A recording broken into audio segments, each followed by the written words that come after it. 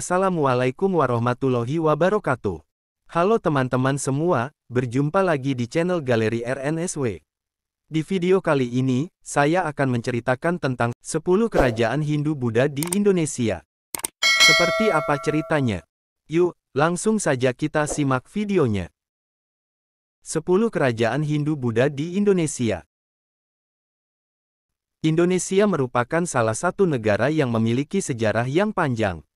Salah satu periode penting dalam sejarah Indonesia ialah masa perkembangan kerajaan-kerajaan Hindu-Buddha yang berlangsung sejak abad ke-4 hingga abad ke-16 Masehi.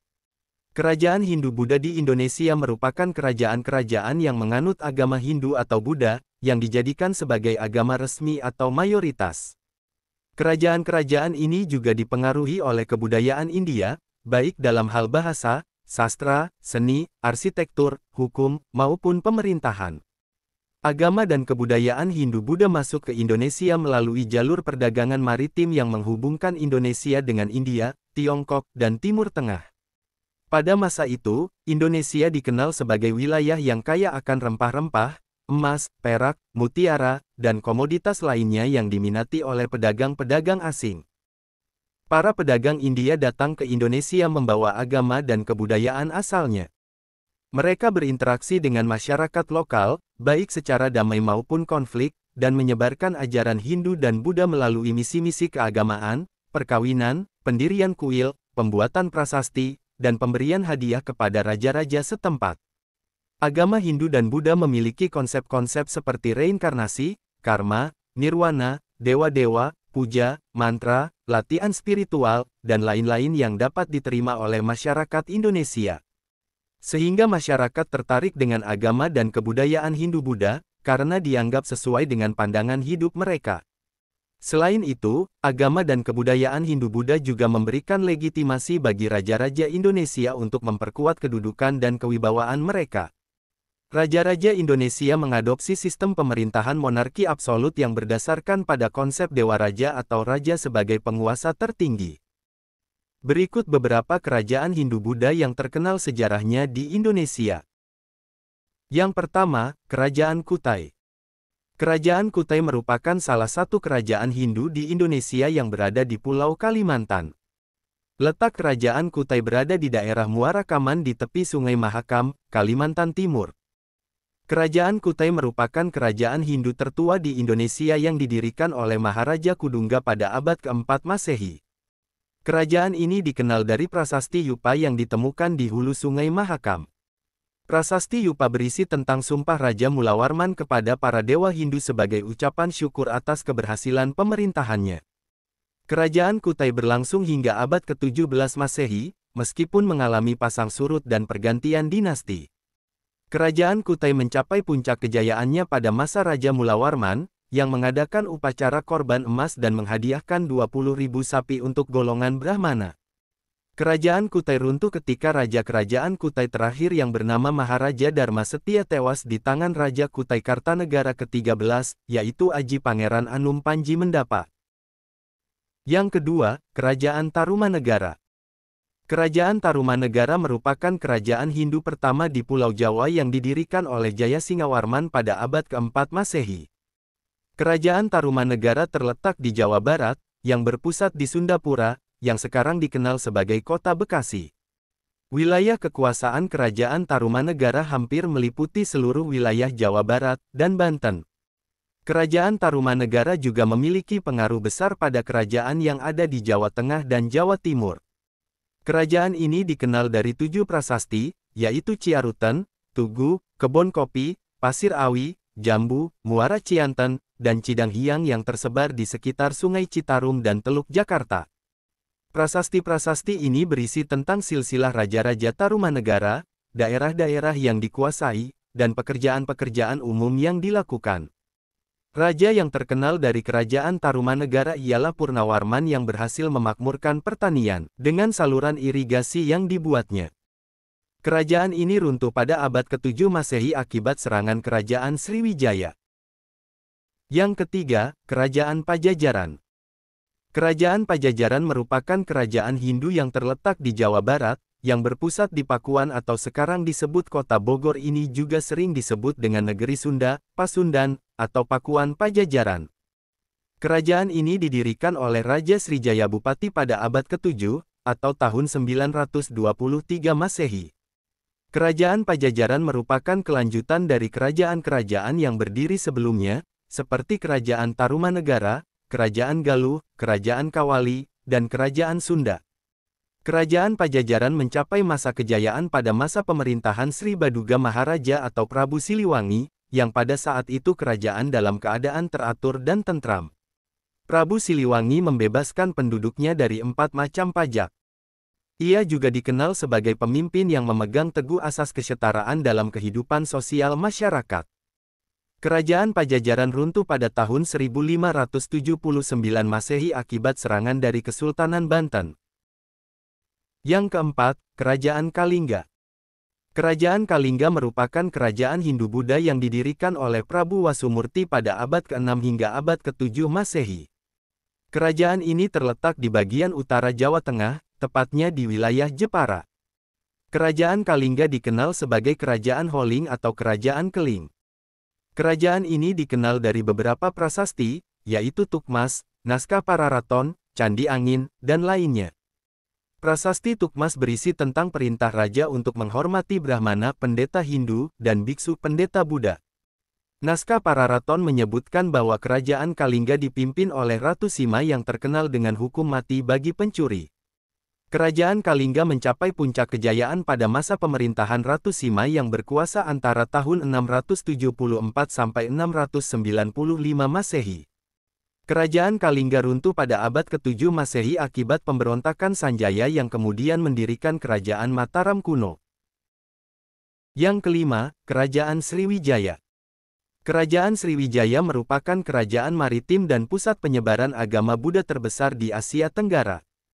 Kerajaan ini didirikan oleh Dapunta Hyang Srijayanasa pada abad ke-7 Masehi, yang berpusat di tepi Sungai Musi, Palembang, Sumatera Selatan.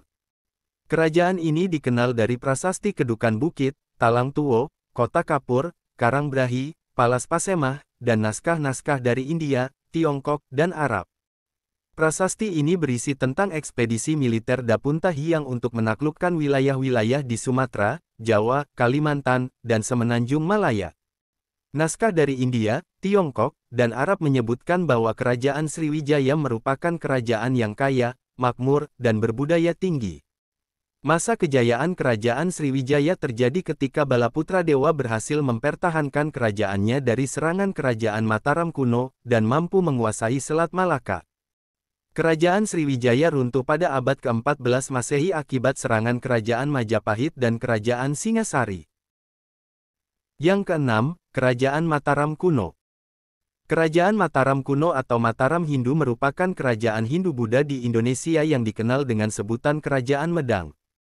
Kerajaan ini didirikan oleh Raja Sanjaya pada abad ke-8 hingga abad ke-10 Masehi di wilayah Jawa Tengah dan Jawa Timur. Kerajaan ini dikenal dari prasasti Canggal, Kalasan, Mantiasih, Sojomerto, Wanua Tengah Tiga, dan naskah Nagara Kertagama. Prasasti-prasasti ini berisi tentang silsilah raja-raja Mataram kuno, pembangunan candi-candi Hindu dan Buddha, serta peperangan dengan kerajaan-kerajaan lain. Naskah Nagara Kertagama menyebutkan bahwa Kerajaan Mataram kuno merupakan leluhur dari Kerajaan Majapahit. Kerajaan Mataram kuno mencapai masa kejayaannya pada masa pemerintahan Raja Samaratungga, yang memerintahkan pembangunan Candi Borobudur sebagai monumen Buddha terbesar di dunia. Kerajaan Mataram kuno runtuh pada abad ke-10 Masehi akibat serangan Kerajaan Sriwijaya dan bencana alam. Yang ketujuh, Kerajaan Kahuripan. Kerajaan Kahuripan merupakan kerajaan Hindu-Buddha yang terletak di Jawa Timur, yang berpusat di Kahuripan, daerah lembah Gunung Penanggungan, Sidoarjo. Kerajaan ini didirikan oleh Prabu Airlangga pada abad ke-11 atau tahun 1019 Masehi. Kerajaan Kahuripan merupakan kelanjutan dari Kerajaan Mataram kuno. Kerajaan Kahuripan mencakup wilayah dari Pasuruan di timur, hingga Madiun di barat. Daerah pantai utara Jawa, terutama Sidoarjo, Surabaya, dan Tuban menjadi pusat perdagangan yang penting untuk pertama kalinya. Kerajaan Kahuripan mencapai kejayaan pada masa pemerintahan Prabu Airlangga, yaitu pembangunan bendungan, pelabuhan, dan jalan yang berkembang pesat. Selain itu, Prabu Airlangga juga memberikan keringanan beban pajak rakyatnya yang sering terkena musibah. Kerajaan Kahuripan runtuh pada tahun 1045 Masehi yang diakibatkan adanya konflik internal kerajaan. Yang kedelapan, Kerajaan Kediri. Kerajaan Kediri merupakan kerajaan Hindu yang terletak di Jawa Timur, yang berpusat di kota Kediri, yang berdiri pada abad ke-12 Masehi. Kerajaan ini dikenal dari prasasti Hantang, Jaring, dan Kamulan.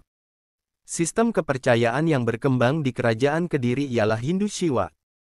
Kerajaan Kediri mencapai puncak kejayaannya pada masa pemerintahan Raja Sri Jayabaya. Di bawah pemerintahan Jayabaya, Kerajaan Jenggala dan Kediri berhasil disatukan, dan luas wilayah Kerajaan Kediri meluas dari Jawa Timur hingga hampir seluruh Jawa. Keruntuhan Kerajaan Kediri bermula ketika terjadi perselisihan antara Raja Kertajaya dengan kaum Brahmana yang meminta pertolongan dari seorang yang bernama Ken Arok, dari daerah Tumapel yang sangat ingin memisahkan diri dari Kerajaan Kediri. Akhirnya, pasukan yang dipimpin oleh Ken Arok berhasil mengalahkan pasukan Kediri yang dipimpin oleh Kertajaya pada tahun 1222 Masehi. Sehingga runtuhlah Kerajaan Kediri, yang kemudian digantikan oleh Kerajaan Singasari. Yang kesembilan, Kerajaan Singasari. Kerajaan Singasari merupakan kerajaan Hindu-Buddha yang merupakan kelanjutan dari Kerajaan Kediri. Kerajaan ini didirikan oleh Ken Arok pada abad ke-13 Masehi di wilayah Jawa Timur, tepatnya di sekitar Supit Urang, yaitu lahan di sekitar pertemuan antara Sungai Brantas dan Sungai Bango. Kerajaan ini dikenal dari prasasti Pararaton, Nagara Kertagama, dan naskah-naskah dari Tiongkok dan Mongol. Prasasti Pararaton berisi tentang kisah hidup Ken Arok yang membunuh Tunggul Ametung untuk merebut tahta dan juga istrinya, Ken Dedes. Prasasti Nagara Kertagama menyebutkan bahwa Kerajaan Singasari merupakan cikal bakal dari Kerajaan Majapahit. Naskah-naskah dari Tiongkok dan Mongol menyebutkan bahwa Kerajaan Singasari merupakan kerajaan yang kuat, berani, dan beradab. Masa kejayaan Kerajaan Singasari pada masa pemerintahan Raja Kertanegara yang berhasil menaklukkan Kerajaan Sriwijaya dan mengirimkan ekspedisi Pamalayu ke Sumatera. Kerajaan Singasari runtuh pada tahun 1292 Masehi akibat serangan Jayakatwang yang dibantu oleh pasukan Mongol. Yang ke-10, Kerajaan Majapahit. Kerajaan Majapahit merupakan kerajaan Hindu-Buddha terbesar dan terakhir di Indonesia. Kerajaan ini didirikan oleh Raden Wijaya pada abad ke-13 hingga abad ke-16 Masehi, yang berpusat di wilayah Jawa Timur. Pengaruh Kerajaan Majapahit sangat luas, meliputi hampir seluruh wilayah Indonesia. Kerajaan ini dikenal dari prasasti Pararaton, Nagara Kertagama, Sutasoma, Arjuna Wiwaha, Kidung Harsawijaya, Kidung Sunda, dan naskah-naskah dari Tiongkok, Siam, Kamboja, dan Champa. Prasasti-prasasti ini berisi tentang silsilah raja-raja Majapahit, wilayah-wilayah yang dikuasai, upacara-upacara keagamaan, dan karya-karya sastra yang dibuat. Naskah-naskah dari Tiongkok, Siam, Kamboja, dan Champa menyebutkan bahwa Kerajaan Majapahit merupakan kerajaan yang berpengaruh, hormat, dan disegani di Asia Tenggara. Kerajaan Majapahit mencapai kejayaan pada masa pemerintahan Raja Hayam Wuruk yang bersama dengan patihnya Gajah Mada. Mereka berhasil mempersatukan Nusantara dalam konsep wawasan Nusantara melalui Sumpah Palapa. Kerajaan Majapahit runtuh pada abad ke-16 Masehi akibat serangan Kerajaan Demak dan konflik internal kerajaan. Oke teman-teman, itu tadi cerita 10 kerajaan Hindu-Buddha di Indonesia. Semoga bisa menambah wawasan teman-teman semua ya. Terima kasih telah menonton video ini. Jika video ini bermanfaat, teman-teman bisa like dan subscribe channel ini. Sampai jumpa di video selanjutnya. Wassalamualaikum warahmatullahi wabarakatuh.